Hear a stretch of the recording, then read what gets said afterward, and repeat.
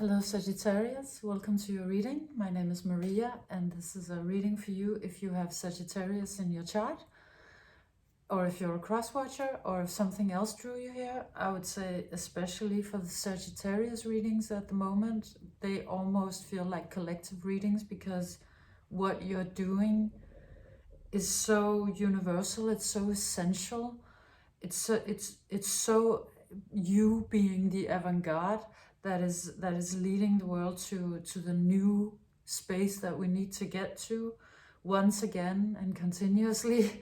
You're the front runner and you are again in this reading, and so I feel like this almost applies to all of us, to the collective. But I'll read it as you because it's coming out as you. It's coming out as a personal story that you're going through sort of on behalf of the collective, or as to show the collective the way. And we start out the reading with you as the wolf, the lone wolf. And this is an earlier time in your life. There was an earlier time in your life when you were asking big questions, when you were asking for something very big. And this looks like asking for the Holy Grail, like really finding the thing that is just happiness or love, or the thing that would bring us to the new earth, or it's just something really, really big. You've had a big ask. And as you can see, that moon was very far away. It was really just sending out a wish into the ether, but the wish being so big that you might have sort of in a way known that it wasn't really gonna manifest, at least not right away. But nevertheless, you have been wishing for something really big, something that is great for you. But also, I feel like you've been asking for something that was great for everybody. So, how you've been then going about your life, from the looks of it, is really following sort of the way, or the beauty way, or going about your life very beautifully. And walking a beautiful path. Not as to say that it necessarily has been easy. I don't think necessarily it has. Could have been for some of you, but it has been adventurous. It has been you've done your best to be a friendly influence on the world, to show up with integrity and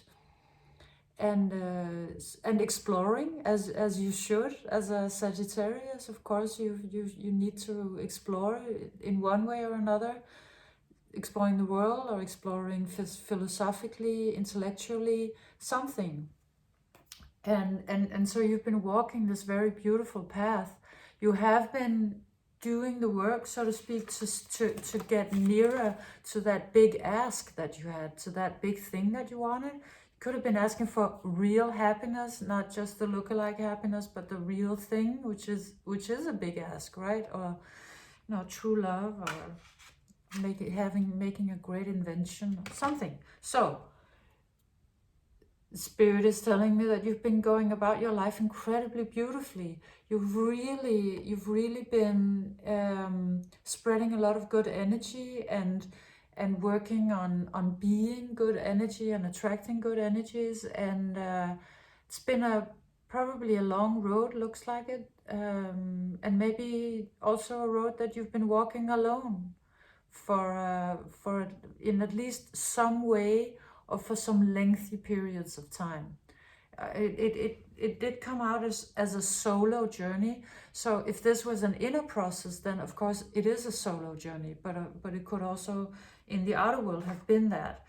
What then happened is that at some point, an earlier point in your life, that moon that you had been howling at suddenly sort of showed up like an oyster that opened, like in a way like Pandora's box that opened. This thing that you had been looking for, this pearl, or that Holy Grail, suddenly sort of showed up in a way, like out of nowhere. It almost looks like sort of a tower moment, that just some incredibly big thing in your life happened, some shift or some big information that came in. You could have gotten a shock of some sort, and a lot of things shifted. And you were, I think, at that point kind of unprepared, because it had been a very long time since you've been howling at that moon, and you've been doing a lot of things in the meantime and walking a long path. So for this one to suddenly show up with a bang, I almost see this oyster just opening up, was kind of shocking to you. So this one looks like somebody who got this, like this, just scared the bejesus out of you. How this came in, I mean, it could have just been how it came in that was shocking to you, or you know, because of this Pandora box sort of message. It could have been a lot of things, like everything coming out at once. So that would of course also be kind of shocking, but it looks like you got a big scare, or you were really shocked or terrified, or yeah, at least it was not what you were expecting. So I don't know exactly how long it took for you. I think this is in the path. How long it took for you to sort of get over your shock. But in the meantime, that moon kept getting closer. And that was a process that suddenly was happening kind of fast, or has been, or is happening kind of fast. Because at an earlier point, some time ago, you were howling at the moon. It was far away, and it was a new moon. But that, because the new moon is sort of, that's the beginning of something, and then when the moon is full, you know, that's sort of the completion. So then this came, bing, opened, and then suddenly the moon is this size, like overpoweringly big, and kind of awe-inspiring. So whatever that moon is, whatever that holy grail or big wish you've been asking for is, it is immense. And I think you yourself, once it came in, once you weren't howling at a moon far away, once it really got up close and personal, that in itself would have also been kind of probably frightening or harrowing or just shocking. And it also comes out, it could just be like, sometimes we wish for big life changes. We could be wishing for sort of, maybe you wished for a family at an earlier point, and then you or your significant other was like, now I'm pregnant, and then, you know, suddenly getting cold feet, or thinking, what did I ask for? Did I want this? Am I sure I want to go this way? Why was I spending so much time wanting this? Because I never really thought what it would be once I was in it. And that could have been, so either if it's a big situation or a small situation, I think this is very human, that when something comes in that we've been asking for a while, and it's suddenly really close and there's really no getting out of it anymore, that, I mean, I think we all have a fear reaction, or just, you know, thinking, why did I ask for it? What was this? I didn't know it was going to be this big. What are the consequences? And I think suddenly realizing that this holy grail, this moon, this big thing you asked for coming in, is gonna change a lot more things than you were aware of. And those things have to do with your heart. You come out with the coral, which always looks to me like a human, like an anatomical heart.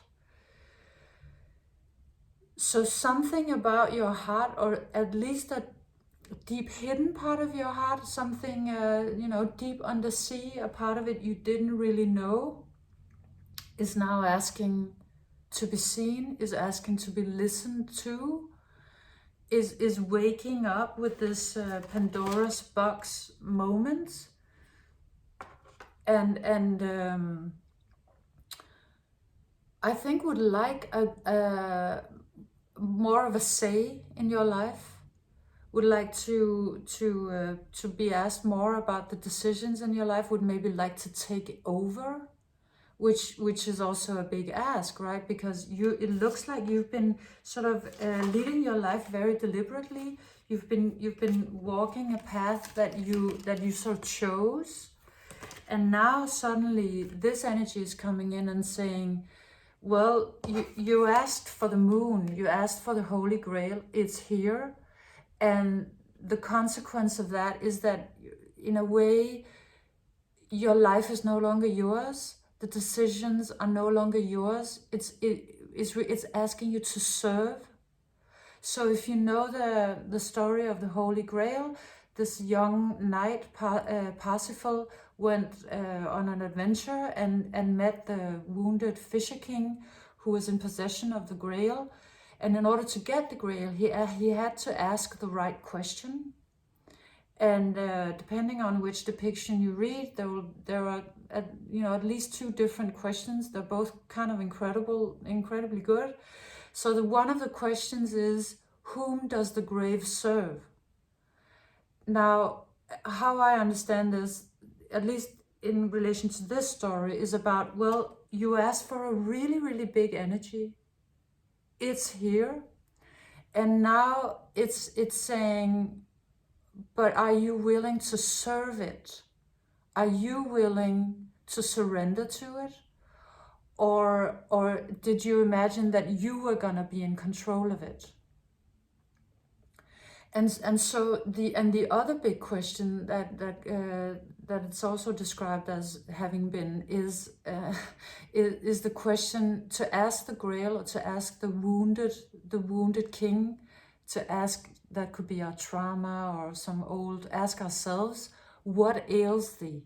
What ails thee? So if you're not proficient in sort of old English, it means what's the matter with you? What's wrong with you? What's the issue?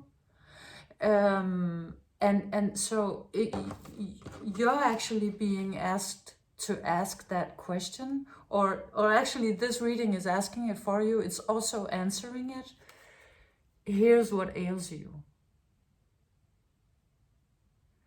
So you come out with the isolation card, which is about, well, you were on a solo adventure, right? And now, because your heart entered the conversation, it's saying, well, in order to serve the Grail, should you be willing to do that? Should you be willing to say yes to the moon, to such a big energy coming into your life, on the premise that you will serve it? Then you must step out of the things that close you down, that isolate you from others. It's in a way, another way of understanding this card, which is also how it's described by Osho, this is the Osho Zen tarot deck, is being too much in the self. That sort of isolation and loneliness is really being too much in the self. And this is a really, of course, weird thing to say to Sagittarius, because I'm sure you've been with a lot of people and you've seen probably the world, and you've engaged with a lot of energies and others and the world and humanity. But there is some part of your deeper heart that hasn't really been activated, or hasn't shown up yet, or hasn't opened. And so really this energy that has been coming in is pointing that out. And it's saying, well, under this layer of ice, or keeping people away, or it could also be not really committing, you'll probably know now that we're talking about it. Under that is love and pleasure waiting to come out. Pleasure, love, true love with somebody, maybe. Of course, this love and pleasure can take many shapes, but I mean, it could be a partnership, kind of looks like it. So there's this potential that's hiding, or just being in the depth, waiting in the depth of your heart, and that you would be able now to break out of, in order to arrive at this. And it's also, how I understand it, it is your heart's also deeper desire. It would like that. It wants partnership, love, pleasure.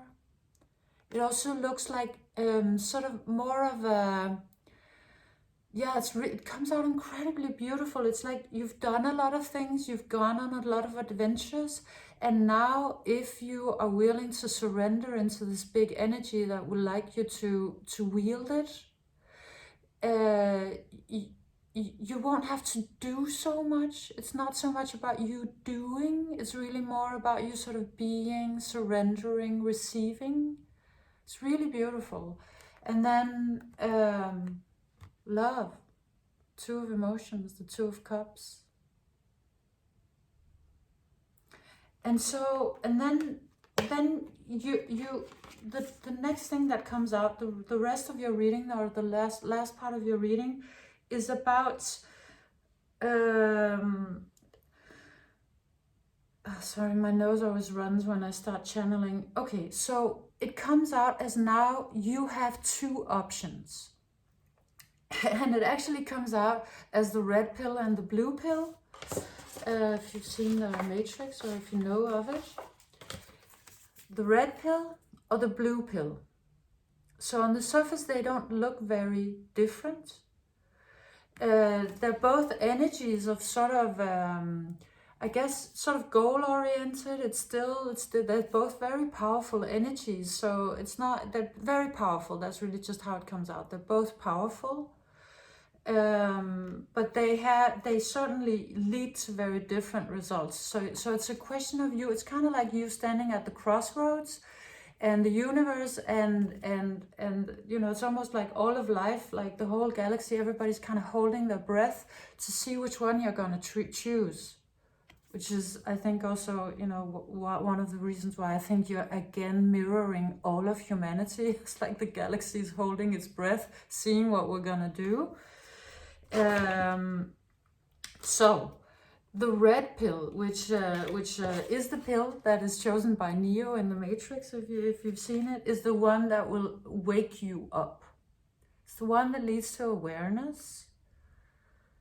So what this means is that it does entail sort of living a life that looks a little different from others. It's sort of choosing the path of the mystic, but then piercing through the veil, you know, stepping out of illusion, reaching clarity and wisdom.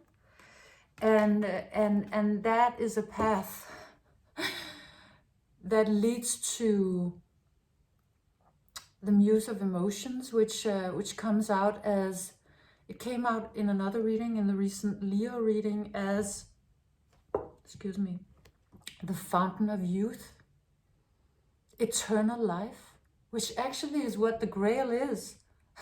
That is what is in the Grail. It is, you know, drinking from the Grail gives eternal life. And how I understand it, is that it's a metaphor for having done so much work that you don't have to die again in this life, right?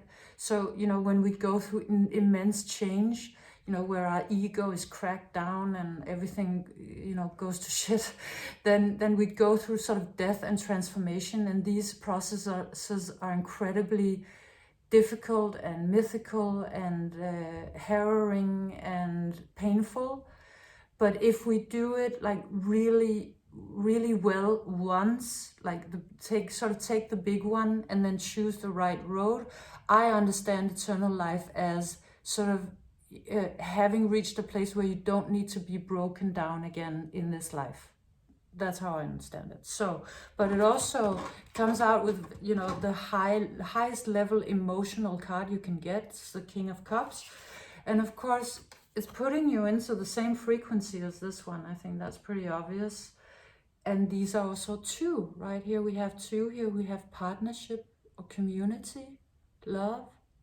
So that's the one, sort of, that's the red pill. The blue pill is if you choose to go on the hunt for if you choose to go hunting for I guess the trappings of modern life, fame, fortune, you know, praise, all of these things. And as there's nothing in this reading to indicate that you can't also get this by choosing the red pill. This is just what you would be hunting for. If you took the blue, you would stay in the paradigm of thinking that these things would make you happy. That you would be happy if you got the fame, or you would be happy if you got the that cosmetic operation, or you'd be happy if you got that car, or whatever, you know, all of these things. And then how it would actually feel if you stayed in that paradigm is like this. 7 of voices and 3 of emotions, a card of deceit, a card of heartbreak. And really this one looks like, to me, this one always looks like, you know, this is the upside down. So sort of living in the upside down, or continuously carrying the upside down with you. The upside down, you know, from Stranger Things, meaning sort of a terrible place of a lot of trauma and pain, and unclarity, and yeah. So and it also, it kind of landed on that. This is the heartbreak card, and it also comes out as very full of illusions, very difficult to sort out.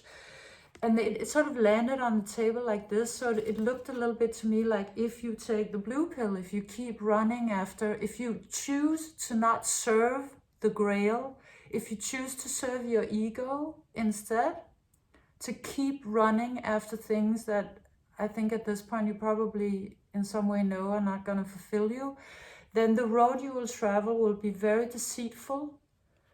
It will be fraught with danger and energies that are not well-wishers, who will try to sort of deceive you or whatever. And then it will just lead to this. But I'm not saying it's an easy choice, because it is asking you to sort of step out of the matrix. It is asking you to step out of the illusion that if you go hunting for the things that every second of the day, everywhere in the modern world, we're told is what will make us happy. It really demands a lot to do that. But I mean, here was the blue pill, here's the red pill. And so, you know, this was actually always pie in the sky. But this one is real, it's close, it's real. So this reading is asking you, because a big and enormous energy has come into your life, and really you're at the crossroad, and what it's asking you is, are you willing to surrender? Will you let spirit take over and lead you and show you and guide you the way? Or will you choose to live off of your will, from your ego? That's the question. And that's a question this reading is not answering. Only you can answer that. That's a question for you. And so this was your reading. This was your reading, Sag. A choice for you to make. So I love this reading. I think everybody is gonna end up having to make this choice sooner or later. I think we're actually all being asked for it, because, you know, that's what's going on. And of course, Sag is going before everybody else, exploring, doing the thing first. So yes. So that's what I got for you. I hope you enjoyed it. I hope you liked the reading. And if you did, please like, subscribe, share, comment. Thank you for being here, Sag. Come back again. See you next time.